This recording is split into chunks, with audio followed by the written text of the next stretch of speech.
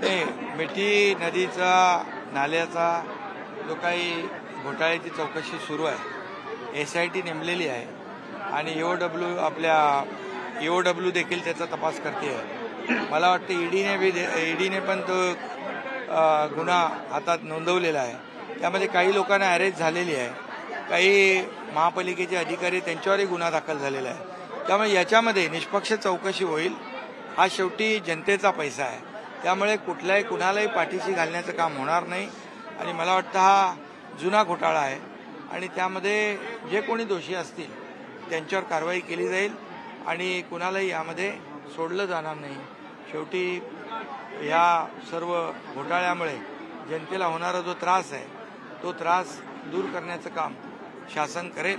आणि बिलकुल यामध्ये जे काही लोक येतील, जी लोक त्यामध्ये त्यांचे जे दोषी असतील त्या दोषी लोकांवर कारवाई. आपण जर बघितलं तर बोगस कंत्राट मोठ्या प्रमाणात या नदी सफाई घोटाळ्यामध्ये उघड झालेले आहे.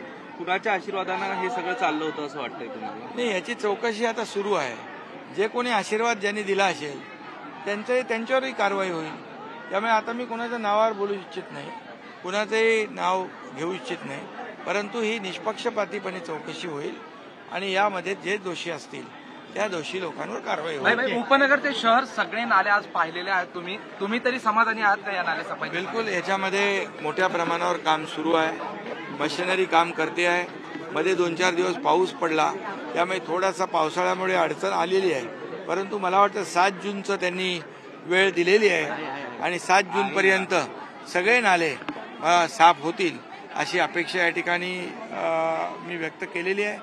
आणि कुठल्याही परिस्थितीमध्ये या पावसाळ्यामध्ये जनतेला त्रास होणार नाही अशा प्रकारची कामगिरी महापालिकेच्या अधिकाऱ्यांनी करावी, अशा प्रकारच्या सूचना माझ्यासोबत असलेले अतिरिक्त आयुक्त अभिजित बांगर हे स्वतः त्यांच्या टीम बरोबर या सगळ्या नाले सफाईवर देखरेख करतायत, मॉनिटरिंग करतायत आणि एक सक्षम अधिकारी म्हणून आहे.